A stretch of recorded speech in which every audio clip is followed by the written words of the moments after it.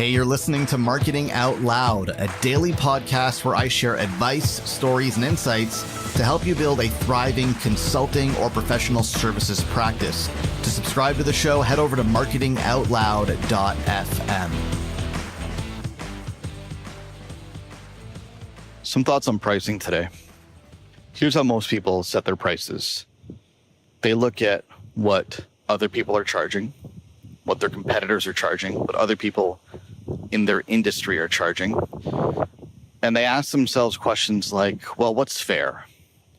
What's reasonable? What do I think clients would be willing to pay for my services?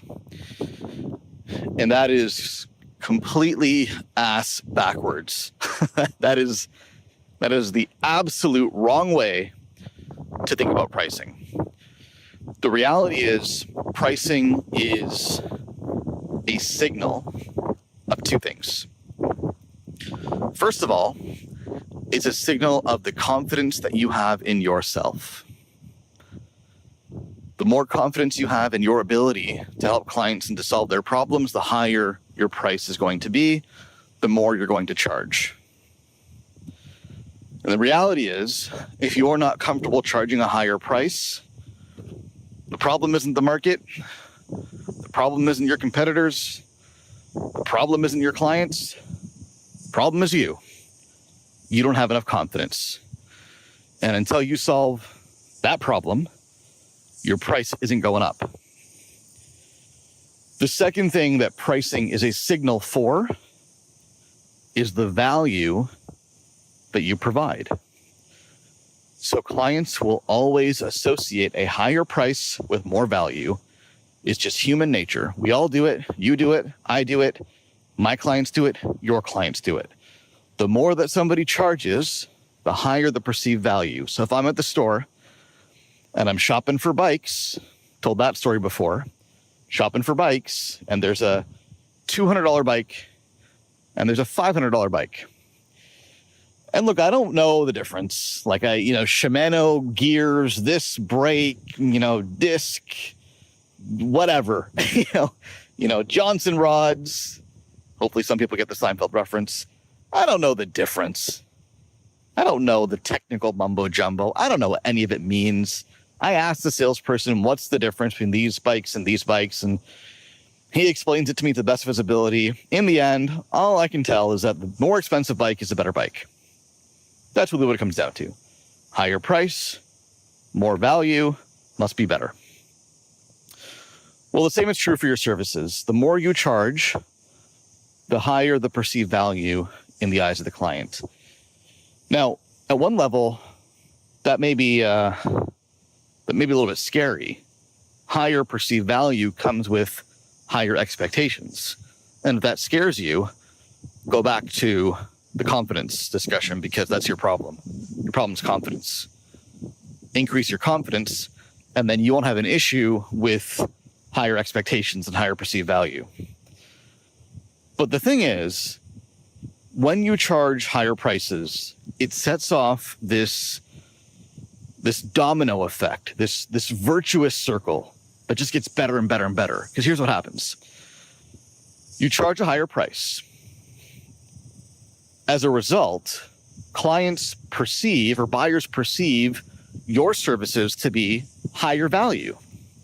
So you immediately stand out in the marketplace. If you've got three options in front of them and you're the most expensive, then you immediately stand out. And what happens is clients who are very serious about solving their problem will have a bias towards your solution because you're the most expensive and they're very serious, and they're going to infer based on your price that you're the best at what you do.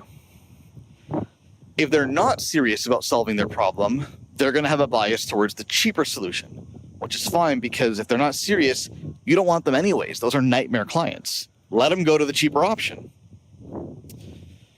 So you get better clients that way by charging a premium price.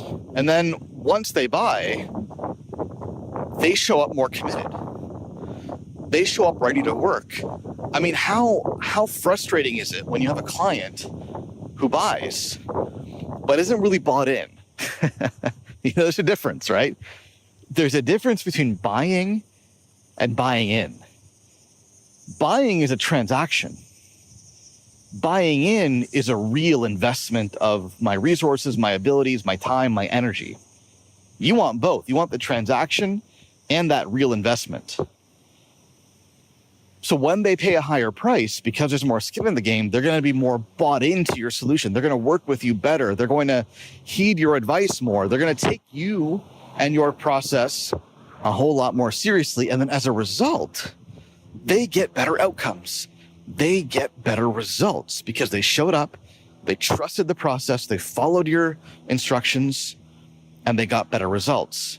And because they get better results, you now have better case studies, better testimonials, more proof to show other prospects that you are, in fact, the best option in the marketplace. All of this is a byproduct of charging a higher price. And notice, I haven't said anything about more revenue.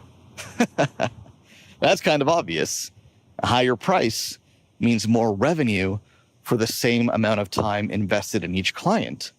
That's table stakes. Revenue is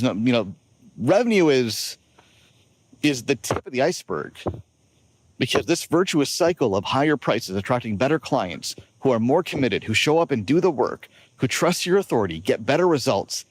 That's where the real value is created. So again, pricing is a signal of two things. It's a signal of your confidence, and it's a signal of the value that you provide to your clients. And the higher the price, the better everything gets.